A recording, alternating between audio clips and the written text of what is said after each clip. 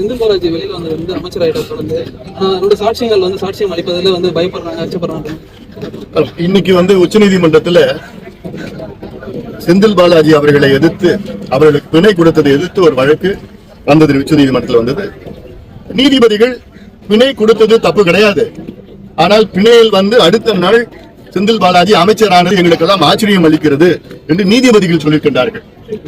இவர் அமைச்சராக வந்த பிறகு சாட்சியங்களை அவர்களை அச்சுறுத்துவார் என்று எங்களுக்கு பயம் இருக்கிறது என்று நீதிபதிகள் சொல்லியிருக்கின்றார்கள். இது ஜனநாயகம் கிடையாது என்றும் நீதிபதிகள் சொல்லியிருக்கின்றார்கள். வருகின்ற 13ஆம் தேதி இந்த வழக்கை தள்ளி வைத்திருக்கின்றார்கள். நிச்சயமாக அன்று தீர்ப்பு வரும். இதுதான் நாங்கள் தொடர்ந்து சொல்லியிருக்கின்றோம். ஆனால் முதலமைச்சர் அவர்கள் செந்தில் பாலாஜியை ஏதோ தியாகி, சுதந்திர போராட்ட தியாகி போன்று நடத்தி கொண்டிருக்கிறார். என்ன தியாகி அவர்? 12 ஆண்டு காலமாக ஊழல் குற்றச்சாட்டுக்காக ஜெயிலுக்கு போயிருக்கிறாரு. அவர் வந்த உடனே அவருக்கு அமைச்சர் பதவி, அதுக்கு 2 துறை இலாக்கா, மின்சாரத்துறையும் சரி, கலால்துறையும் சரி. அப்போ என்ன நடக்குது? அப்போ என்ன ஆட்சி நடக்குது? இதே முதலமைச்சர் தான் 6 ஆண்டுகளுக்கு முன்பு தான் இந்த செந்தில் பாலாஜி மிக மோசமானவர், ஊழல் குற்றச்சாட்டுகள் அதுக்காக வைத்தார். இதே முதலமைச்சர் தான் வைத்தார்.